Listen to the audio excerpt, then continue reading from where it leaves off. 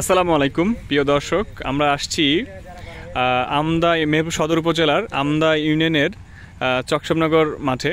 আমাদের আব্দুল মতিন চাচা তার পেঁয়াজের জমিতে মিরাক্কেল গ্রোথ ব্যবহার করেছে। আমরা কোনো কথা না বাড়িয়ে সরাসরি চাচার কাছে যাব যে মিরাক্কেল গ্রোথ ব্যবহার করার ফলে সে কি পরিবর্তন পেয়েছে এবং তার পেঁয়াজের কি পরিবর্তন দেখতে পাচ্ছে। চাচা, আপনি মিরাক্কেল গ্রোথ ব্যবহার করেছেন, কতটুকু জমিতে কত পরিমাণ ব্যবহার করেছেন এবং ব্যবহার করার ফলে কি পরিবর্তন আপনি বুঝতে পারছেন? আসসালামু আলাইকুম।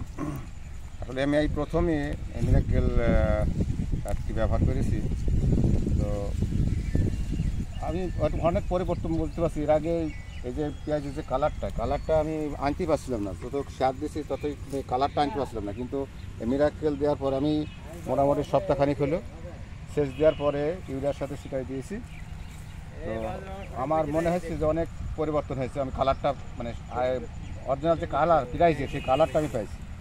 মনে হয়েছে যেন আমার কাজ হয়েছে, এরকম লাগছে। আলহামদুলিল্লাহ।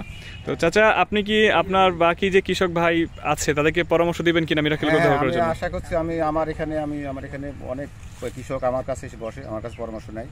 তো আমি আশা করছি আমি সবাইকে বলবো ইনশাল্লাহ। আমি আশা করি সবাই বলবো। তো ধন্যবাদ চাচা আপনাকে। আমি আশা করব পরবর্তীতে আপনি সবাইকে পরামর্শ দিবেন।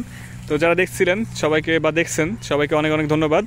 আপনারাও আপনাদের সকল জমিতে মিরাক্কেল গ্রোথ ব্যবহার করতে পারবেন, আপনাদের ফলন বাড়িয়ে দেবে, খরচ কমিয়ে দেবে। তো ধন্যবাদ, আসসালামু আলাইকুম।